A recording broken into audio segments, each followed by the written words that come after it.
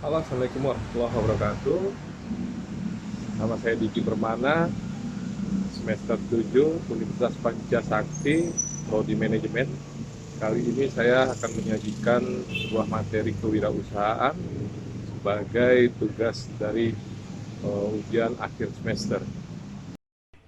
Peluang usaha atau bisnis.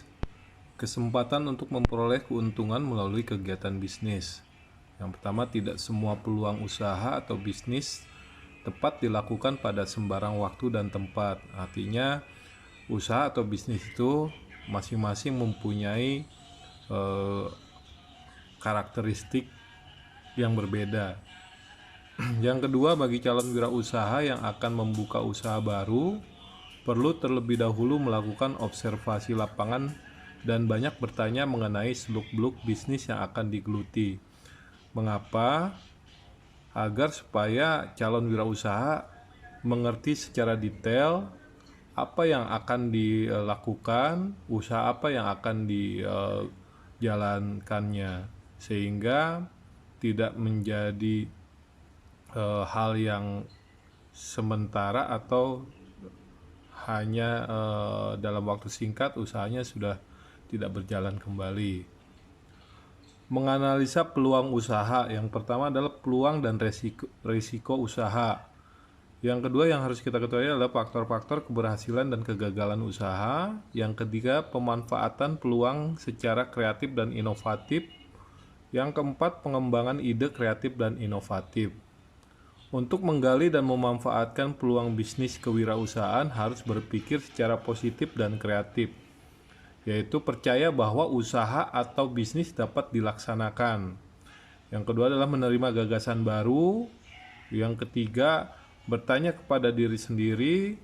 Yang keempat, mendengarkan saran-saran dari orang lain. Yang kelima, mempunyai etos kerja yang tinggi. Dan yang keenam, pandai berkomunikasi. Yang perlu diketahui oleh wirausaha adalah opportunity, di mana ada peluang. Lalu yang kedua adalah threat, apa saja yang dapat mengancam usaha. Jadi kita sudah tahu ancaman-ancaman dalam usaha kita nantinya. Yang ketiga adalah strength, adakah kekuatan yang mendukung dalam usaha kita. Yang keempat adalah weakness-nya, apa saja kelemahan yang membatasi atau menghambat nantinya dalam usaha kita. Syarat pokok memanfaatkan peluang usaha, yang pertama harus optimis, yang kedua bekerja keras dan positif, yang ketiga mau bertanya dan mendengarkan orang lain, menerima feedback dari orang lain, yang keempat mengakui kesalahan apabila ada sesuatu yang gagal, yang kelima yakin bahwa hari ini harus lebih baik dari hari kemarin. Lalu cara memanfaatkan peluang, yang pertama percaya dan yakin bahwa usaha bisa dilaksanakan. Yang kedua, jangan bergaul pada lingkungan statis yang akan melumpuhkan pikiran. Yang ketiga, senantiasa bertanya pada diri sendiri bagaimana saya dapat melakukan usaha yang lebih baik. Yang keempat, bertanya dan mendengarkan. Dan yang kelima, perluas pikiran. Lalu 4 unsur yang harus dimiliki wirausahawan agar mencapai sukses dalam usaha menurut Paul Carlap. Yang pertama adalah work hard, itu kerja keras. Yang kedua adalah service atau pelayanan. Yang ketiga adalah work smart, smart, kerja cerdas. Yang keempat adalah enthusiast, yaitu kegairahan. Selain itu, kita juga harus tahu risiko usaha. Yang pertama adalah risiko usaha yang mungkin terjadi persaingan, yaitu perubahan konjungtur, di mana kondisi ekonomi yang tidak menentu. Yang kedua adalah perubahan permintaan, ekonomi, mode, selera, konsumen, dan lain-lain. Yang keempat akibat lain, seperti teknologi, peraturan, bencana alam, dan lain-lain. Dan yang keempat adalah persaingan. Jadi kita juga harus siap dengan persaingan, itu adalah salah satu risiko usaha. Analisa peluang usaha. Peluang yang pertama yang harus kita lakukan adalah analisa kebutuhan pasar atau konsumen. Yang kedua adalah analisis kebutuhan materi dan produk. Yang ketiga, analisis keberlanjutan usaha ke depan. Yang keempat, analisis persaingan usaha. Dan yang kelima, analisis pendapatan dan pengembangan. Yang pertama, analisis kebutuhan pasar atau konsumen. Sebelum memulai konsep usaha, Anda harus tahu apakah konsep tersebut telah memenuhi syarat kebutuhan pasar. Contoh, kita akan membuka jasa laundry. Yang harus kita analisis adalah targetnya. Apakah para pekerja kantoran, mahasiswa yang kos, atau bisnismen, dan lain sebagainya. Lalu juga kita harus analisis adalah lokasinya. Lokasi untuk laundry misalkan tidak cocok di pemukiman padat. Yang kedua adalah analisis kebutuhan materi dan produk. Jika konsep usaha sudah dapat tepat dengan kebutuhan pasar, nah pertanyaan berikutnya adalah apakah materi dari usaha Anda dapat diperoleh dengan mudah? Artinya bahan bakunya bagaimana? Lalu tempatnya sudah adakah?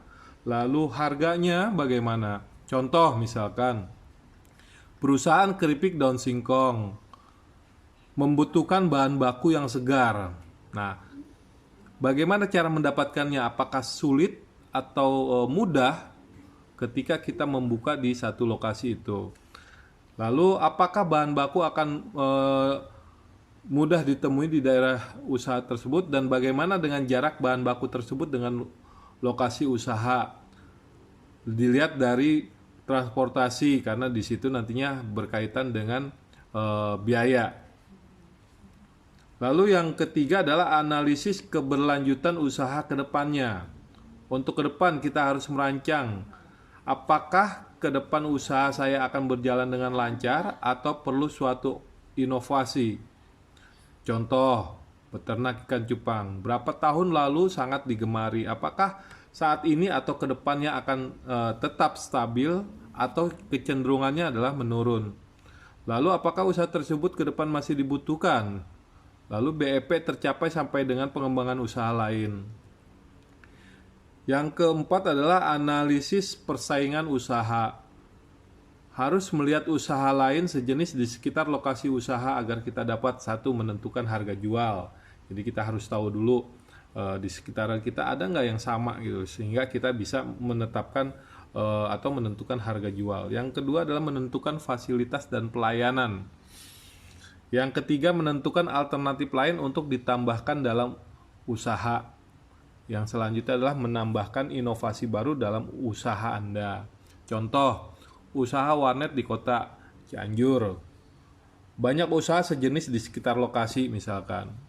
Harus yakin dan teliti konsep usahanya, bagaimana usaha tersebut mampu bersaing dengan usaha sejenis.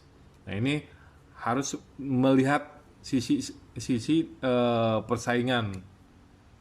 Yang terakhir adalah analisis pendapatan dan pengembangan.